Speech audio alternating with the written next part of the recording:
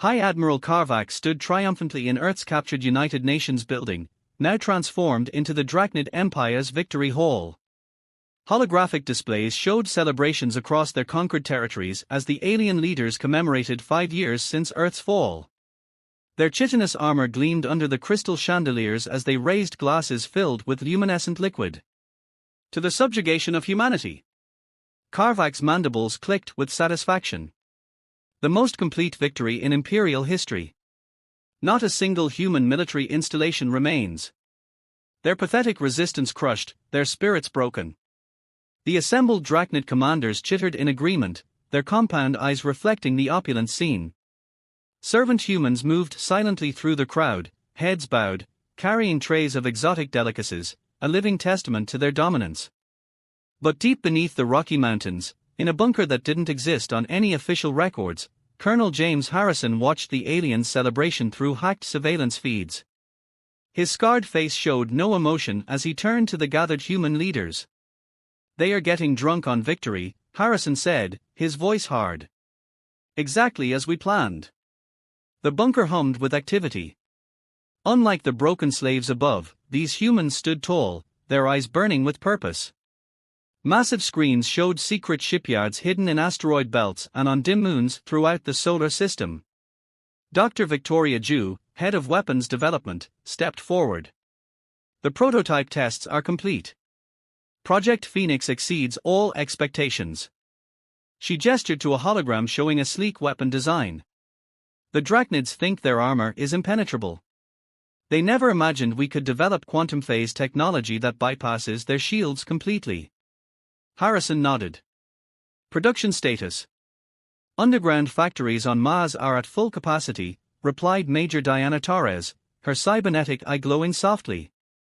"The lunar facilities have completed the first wave of stealth ships. We're 5 years ahead of schedule." In the 5 years since Earth's conquest, the Drachnids had grown increasingly complacent. Their victory celebrations became more elaborate each year. They believed they had crushed humanity's spirit, never suspecting that their very success had unified humanity like never before. "Status of the deep space colonies?" Harrison asked. General Michael Okoro's dark features were illuminated by his tactical display. Alpha Centauri base is fully operational. The Proxima shipyards are producing warships faster than projected. Tau Ceti mining operations are providing all the resources we need. The aliens' greatest mistake had been their arrogance. After their initial victory, they'd stopped looking for human activities in deep space, confident that humanity lacked the technology for interstellar travel. They never discovered the experimental quantum drive that allowed humans to establish bases light years from Earth. A junior officer burst into the command center. "Sir, the Drachnids just announced they are scaling back orbital patrols. They are claiming Earth is so thoroughly pacified that full military presence is no longer necessary." Harrison allowed himself a small smile. "Perfect. They are following the pattern exactly as intelligence predicted. Their overconfidence grows with each passing year." He turned to the assembled leaders. "Initialize Phase 2. It's time to accelerate our timeline." The room erupted in controlled activity. Messages flashed to hidden bases throughout the solar system and beyond. In secret facilities, machines hummed to life. Ships emerged from camouflaged hangars. Weapons were distributed to resistance cells that had waited years for this moment. "The Drachnids believe they broke us," Harrison addressed the room. "They think these celebrations mark their greatest victory. But they celebrated too soon. In their arrogance, they gave us exactly what we needed: time to prepare, to build, to become stronger than they could imagine." He looked at the surveillance feed one last time, watching the aliens toast their supposed invincibility. "Let them drink. Let them boast.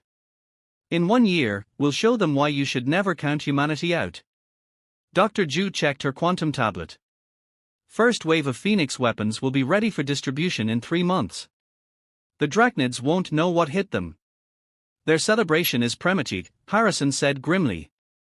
"Humanity isn't beaten. We're just getting started. And when we come back, we're bringing enough firepower to make them regret every moment they spent laughing over our defeat." In orbit, hidden beneath quantum stealth fields, the first ships of humanity's new fleet waited in silence. Their weapons were unlike anything the Drachnids had ever faced. Their crews were the children of the conquered, raised on stories of Earth's fall, trained since birth for the coming war. The aliens celebrated below, never looking up, never suspecting that their greatest military disaster was being prepared right above their heads. They had won the first battle, but humanity was about to teach them about winning the war. Their mining facility on Titan's dark side looked abandoned, just another failed human outpost from before the conquest. Commander Jun Yarn smiled as the Drachnid inspection ship passed overhead without slowing. The alien sensors couldn't penetrate the quantum shielding that Dr. Ju had developed, leaving them blind to the massive military installation buried beneath the ice. Inside the base, thousands of humans worked with quiet determination. The massive assembly floor stretched for kilometers, producing weapons that would soon bring the Drachnid Empire to its knees. Jun walked past rows of quantum phase rifles, each capable of bypassing Drachnid shields as if they didn't exist. Status report, he called out to his second-in-command. Lieutenant Kira Roberts looked up from her holographic display. Her cybernetic arms moved with fluid grace as she brought up the latest production figures. "We're at 127% of projected output, sir. The new automated systems are exceeding expectations." The Drachnid's own technology, turned against them, Jun noted with satisfaction. When the aliens had conquered Earth, they'd brought their advanced manufacturing systems with them. What they didn't know was that human scientists had been secretly studying and improving upon their designs for years. An alert flashed on the main screen. "Priority transmission from Mars Command," Kira announced. General Harrison's face appeared on the display. He looked older than when Jun had last seen him, but his eyes burned with the same intensity. "Commander Yang, initiate Operation Thunderbolt. The Drachnids are about to receive their first surprise." Jun's heart raced. After years of preparation, it was finally beginning. "Understood, sir. Strike teams are ready." Throughout the base, elite soldiers moved to their positions. These weren't regular troops, they were the children of the resistance, raised in secret, trained since birth in both human and stolen Drachnid combat techniques. Each carried weapons and armor that represented the peak of human innovation. "Team leaders, report in," Jun ordered. "Strike Team Alpha, ready." Captain Marcus Wade's voice was steady. His team had trained for years for this specific mission. "Strike Team Beta, standing by." Major Sophia Patel's Indian accent carried the calm confidence of a veteran warrior. "Strike Team Gamma, armed and ready." Lieutenant Carlos Rodriguez had grown up in the underground resistance. Today he would finally take the fight to the enemy. Jun opened a secure channel to all teams. "Today we launch humanity's first major strike against the Drachnid Empire. Our target is their primary communications hub on Titan. When it goes down, their entire Saturn defense network will be blind." The plan had been years in the making. The Drachnids had grown so confident in their dominance that they'd consolidated their communication systems, making them more efficient but also more vulnerable. One decisive strike could cripple their ability to coordinate forces across the solar system. "Remember your training," Jun continued. "The enemy believes their armor is impenetrable, their bases unassailable. Today we prove them wrong." The strike teams moved through underground tunnels, their quantum phase armor rendering them invisible to Drachnid sensors. Above them, the alien garrison continued their routine patrols, unaware that death was rising from below. "Breach points identified," Kira reported. "Enemy forces at minimum alert status. They are celebrating the anniversary of Earth's conquest." Jun checked his quantum rifle. "Let's crash their party." The attack, when it came, was silent and devastating. Quantum phase weapons cut through Drachnid defenses like they weren't there. Strike teams emerged from supposedly solid walls, their advanced armor allowing them to phase through matter itself. The aliens didn't even have time to raise the alarm. "Central control secured," Captain Wade reported. "Enemy commanders eliminated. No survivors to warn their fleet. Communications hub is ours," Major Patel confirmed. Planting the quantum virus now. The virus was Dr. Ju's masterpiece, a piece of code that could infect Drachnid systems without detection, slowly corrupting their ability to coordinate their forces. By the time they realized something was wrong, it would be too late. All teams, initiate Phase 2, Jun ordered. Leave no evidence of human involvement. Let them think their systems failed on their own. The strike teams worked with practiced efficiency, erasing all traces of their presence. When the next Drachnid patrol arrived, they would find their comrades dead from apparent equipment malfunctions, their communications systems mysteriously failing. Operation complete, Jun reported to Ma's command. Drachnid Saturn defense network is compromised. They don't suspect a thing. Harrison's smile was grim. Excellent work. Similar operations are underway throughout the system. The overconfident fools won't know what hit them until it's too late. Jun watched his teams return, not a single casualty among them. Years of preparation had paid off. The Drachnid's celebration of victory had given humanity the time and space to perfect their weapons and tactics. Sir, Kira called out. Long-range sensors are picking up the Drachnid victory fleet approaching Saturn. They are right on schedule for their annual parade of power. Jun's smile matched Harrison's. Perfect. Let them come. Let them fly blind through their own territory, never suspecting that their supposedly broken slaves are already among them, waiting for the signal to strike. In bases throughout the solar system, similar scenes were playing out. Humanity's hidden army was positioning itself for the greatest military comeback in history. The Drachnids celebrated their victory, blind to the storm gathering around them. Soon, Jun promised his troops. Soon we'll show them why they should have finished the job when they had the chance. Because humanity doesn't stay beaten. We learn. We adapt. We come back stronger. And in the darkness of space, countless hidden ships and bases continued their preparations, waiting for the order that would transform the Drachnids' greatest celebration into the beginning of their worst nightmare. The Drachnid Grand Admiral Vexthor stood on the bridge of his flagship, the Immortal Conquest, watching Earth through their view screen. Tonight marked the 30th anniversary of their greatest victory, and the Empire had gathered its largest celebration fleet ever in Earth's orbit. 10,000 warships filled the space around the conquered planet, their crystalline hulls gleaming in the sunlight. A magnificent display of our power, his second-in-command chittered. The humans below will see our might and remember their place. Vexthor's mandibles clicked in satisfaction. Send word to begin the celebration. Let our victory songs echo across their world. But in that moment, deep within the Immortal Conquest's quantum core, a dormant virus awakened. Throughout the celebration fleet, countless similar programs stirred to life, planted years ago by patient human infiltrators. On Ma's command, General Harrison stood before a holographic display of the solar system. Around him, the combined leadership of humanity's hidden forces waited in tense silence. 30 years of preparation had led to this moment. All strike forces report ready, Colonel Yarn announced from Titan.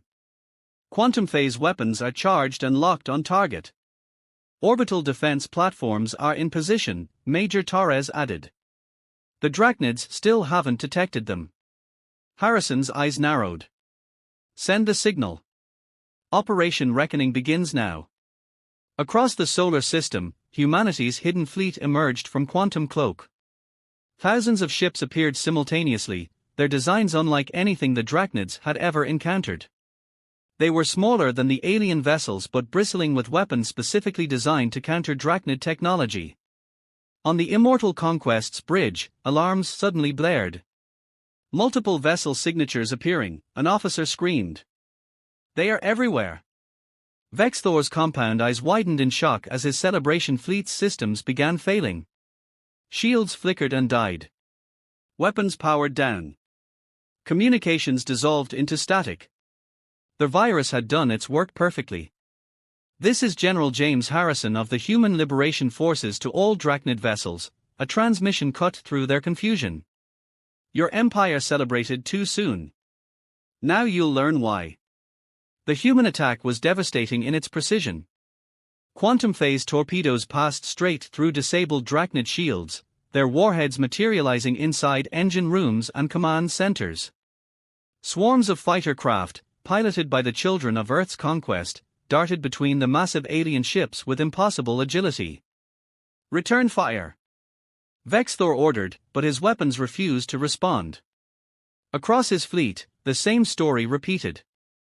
30 years of human infiltration and sabotage had left the mighty Drachnid armada defenseless. From hidden bases on Mars, Mercury, and the asteroid belt, more human ships poured forth. Their designs represented the perfect fusion of stolen Drachnid technology and human innovation. Each vessel carried weapons specifically crafted to exploit weaknesses the aliens never knew they had. Status report. Vexthor demanded as his flagship shuddered under another direct hit. "We've lost contact with 30% of the fleet," his officer responded. "Our shields are impossible. The humans are using quantum phase technology. They've surpassed our capabilities." In Mars Command, Harrison watched the battle unfold. "Launch Phase 2, he ordered. "Show them what humanity has become." Across Earth's surface, hidden resistance cells sprang into action. Quantum-armed fighters emerged from underground bases. Slaves turned on their masters with weapons that had been waiting years for this moment. The planet that the Drachnids thought thoroughly subjugated erupted in coordinated rebellion. "This isn't possible," Vexthor whispered as reports of uprising poured in from every continent. "They were broken. We broke them." "No," Harrison's voice came through again. "You just taught us how to be stronger. Every celebration of our defeat pushed us to innovate further. Every parade of your power showed us new weaknesses to exploit. You should have been more thorough, Admiral. Because humanity doesn't stay conquered." The battle in orbit became a slaughter. Human ships, armed with 30 years of technological advancement and burning desire for revenge, tore through the Celebration fleet. Drachnid vessels, their superior technology turned against them, fell by the hundreds. From his command center, Jun Yang watched the quantum tactical display with fierce pride. "All strike teams, begin planetary assault. The Drachnids wanted to show Earth their power today. Let's show them ours instead." Across the solar system, similar battles erupted. Hidden human forces struck Drachnid bases on Mars, Venus, and the moons of Jupiter. Each attack had been planned for years, waiting for this precise moment when the aliens' arrogance would bring their fleet together for one massive celebration. "Admiral," a trembling officer approached Vexthor. "We're receiving reports, the humans, they've taken Saturn's rings. Our shipyards on Venus are under attack. The mining colonies on Mercury have fallen. This isn't just a rebellion, it's a coordinated offensive across the entire system." Harrison's voice addressed all frequencies again. "For 30 years, you celebrated conquering Earth. You never realized that while you drank and boasted, we were building, planning, preparing. Today, your celebration becomes our victory parade." The immortal conquest shuddered as another quantum torpedo materialized inside its hull. Vexthor watched in horror as human ships surrounded his crippled flagship. Their designs were elegant, deadly, and completely beyond his comprehension. "How?" he demanded. "How did you advance so far without our knowledge?" "Because you were too busy celebrating to notice," Harrison replied. "And now you'll learn why that celebration was premature. All ships, final attack pattern. Show no mercy."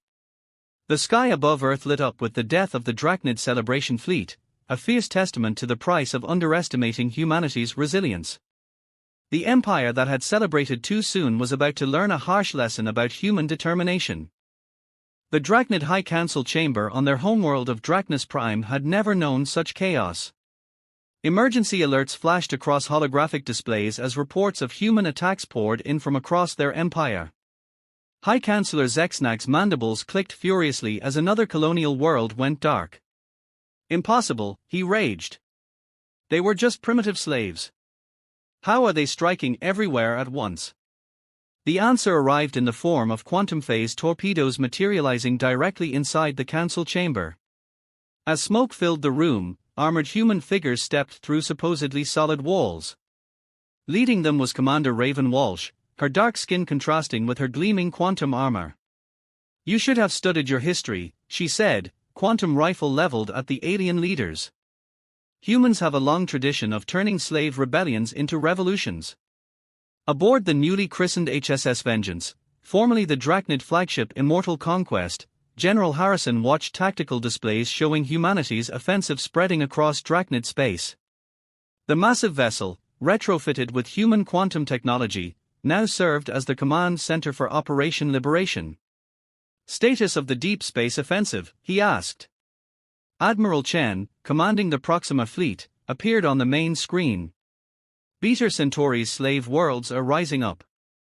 Our weapons and tech are being distributed to all liberation forces. The Drachnids never imagined their slaves would be armed with quantum phase technology. That had been the masterstroke of humanity's plan. During their 30 years of preparation, they hadn't just built weapons for themselves. They had manufactured millions of quantum phase rifles and armor sets for all the species enslaved by the Drachnid Empire. Sirius Sector reporting in, Major Torres announced. The Xylaxians have overthrown their Drachnid overlords. They are pledging their shipyards to our cause.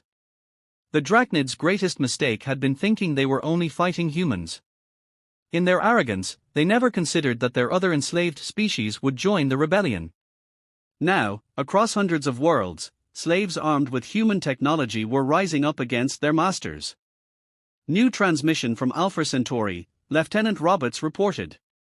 The Drachnid colony fleet is attempting to regroup there. Harrison's eyes narrowed. Direct the Arcturus battle group to intercept. Show them why running isn't an option anymore. The battle that followed demonstrated just how far humanity had come. Human quantum ships phased through Drachnid defense lines, their advanced weapons tearing through alien technology that had once seemed invincible. The empire that had celebrated crushing Earth now found itself being systematically dismantled. In a secret facility on Mars, Dr. Ju monitored the effectiveness of their weapons. The quantum phase technology is performing beyond expectations, she reported to Harrison. The Drachnids still haven't found a counter to it. They never will, Harrison replied. They spent 30 years believing they were the peak of evolution. While they celebrated, we evolved beyond them. Reports continued flooding in from across Drachnid space. On Rigel 7, Commander Yarn led a combined force of humans and liberated Andorians in taking the sector's main shipyard. The Drachnid leadership had fled their palace on Vega 3 just hours before Captain Wade's strike team arrived through quantum tunneling. Sir, Torres called out urgently. We're detecting massive energy signatures approaching from the Draconis sector. The Drachnids are committing their reserve fleet. Harrison smiled grimly. This was the moment they'd been waiting for. All ships, implement Operation Dragnet. Let's show them what humanity's best minds have been working on. Across the battlefield, human vessels activated their quantum field generators. Space itself seemed to warp and twist. The massive Drachnid fleet found itself trapped in a quantum web, their ships unable to maneuver or escape. This is General Harrison to all Drachnid vessels, he transmitted. Your empire celebrated our defeat for 30 years. Now we'll spend the next 30 dismantling everything you built. Surrender, and we'll show more mercy than you ever did. On dozens of worlds, liberation forces broke into Drachnid slave camps, freeing species that had suffered under alien rule for generations. Each freed planet became a new ally, adding their unique strengths to humanity's cause. Message from Drachnus Prime, Roberts announced. Commander Walsh has secured the High Council chamber. The Drachnid central government is in our custody. Harrison addressed his forces across the stars. This isn't just about revenge. This is about ensuring no species ever suffers under Drachnid rule again. Every world we free makes us stronger. Every slave we liberate becomes a new ally. The Vengeance's quantum drives hummed as it led the fleet toward another battle. Behind them, liberation forces secured conquered worlds, distributed advanced weapons to former slaves, and systematically erased every trace of Drachnid control. They celebrated too soon, Harrison mused, watching another Drachnid stronghold fall to combined human and alien forces. They never understood that conquering humans doesn't break us, it just teaches us how to fight back harder. Across the galaxy, the empire that had once seemed invincible was burning. Their primitive celebration of victory had given humanity time to perfect weapons that made their defenses obsolete. Their arrogance in victory had united their slaves against them. And now, their empire was paying the price for underestimating humanity's capacity for advancement and revenge. Commander Walsh's voice came through from Drachnus Prime. "General, the High Council has formally surrendered. They are begging for terms." Harrison's reply was cold. "Tell them they'll get the same mercy they showed Earth. The age of their empire is over. The age of liberation has begun." 1 year after the fall of Drachnus Prime, the Grand Chamber of the former Drachnid High Council hosted a very different gathering. Representatives from over 200 formerly enslaved species filled the vast hall, their diversity a stark contrast to the uniform chitinous forms that once ruled here. At the center of it all stood General Harrison, now aged but standing proud, preparing to address the first meeting of the Galactic Liberation Council. Through the chamber's crystalline windows, the transformed cityscape of Drachnus Prime stretched to the horizon. Where once stood monuments to Drachnid supremacy, now rose symbols of cooperation and freedom. Quantum ships from a dozen species patrolled the skies, their designs incorporating the best of human innovation and alien technology. 5 years ago, Harrison began, his voice carrying to every corner of the chamber. The Drachnid Empire celebrated 30 years of what they thought was their greatest victory. Today, we celebrate something greater, the birth of an alliance built not on conquest, but on mutual respect and shared determination. In the front row, Commander Walsh sat beside Zyxtal, a reformed Drachnid who had helped the resistance in the final days. Behind them, Dr. Ju conferred with scientists from multiple species, sharing the quantum technologies that had changed the balance of power in the galaxy. The Drachnids celebrated too soon, Harrison continued, because they failed to understand a fundamental truth about not just humanity, but all sentient beings. You cannot break a people's spirit through force. You can only teach them to become stronger. Holoprojectors activated, showing scenes from across the liberated galaxy. On thousands of worlds, former slaves now walked as free citizens. The quantum technology that had won the war was being adapted for peaceful purposes, revolutionizing transportation, medicine, and communication across the stars. From Earth's resistance cells to the shipyards of Proxima Centauri, from the mines of Rigel to the laboratories of Mars, we didn't just plan revenge, we envisioned a future. While the Drachnids celebrated their empire, we were building something greater, a foundation for true galactic cooperation. Admiral Chen's hologram appeared, reporting from the outer rim. "The last Drachnid holdout has surrendered, General. The war is officially over." A cheer went up from the assembled delegates. Commander Yan, now leading the peacekeeping forces, raised his quantum rifle in salute. Their weapon that had won their freedom would now help maintain their peace. "But our greatest victory," Harrison declared, "isn't in defeating the Drachnids. It's in proving that diversity is strength. Every species in this chamber contributed to our liberation. Every world added its unique insights to our quantum technology. Together, we achieved what none of us could have done alone." The chamber's displays showed the transformation of Earth. Where the Drachnids had built monuments to their conquest, new cities rose, incorporating architecture from across the galaxy. The United Nations building, once a symbol of human defeat, now hosted the Earth Division of the Galactic Liberation Council. Dr. Ju stepped forward to address the assembly. "The quantum technology that won our freedom has evolved. What began as a weapon has become a tool for unity. Our phase drives don't just cross space, they bridge cultures. Our shields don't just defend, they protect the peace we've built together." From her seat, Major Torres watched the proceedings with pride. Her cybernetic systems, once a mark of human determination to survive, had become a template for medical advances helping all species. The technology that humanity had developed in secret was now healing the scars of generations of slavery. "Let this council chamber," Harrison continued, "stand as a reminder. Not of the empire that once ruled here, but of what happens when you underestimate the power of unity." The Drachnids celebrated conquering one world too soon, and in doing so, they gave birth to an alliance of hundreds. The assembled delegates rose in approval. Among them stood freed slaves who had become leaders, scientists who had turned weapons into tools of peace, and warriors who now served as protectors. Even some reformed drachnids, those who had chosen to embrace change, were present, working to atone for their species' crimes. Today, we don't celebrate conquest, Harrison declared. We celebrate liberation.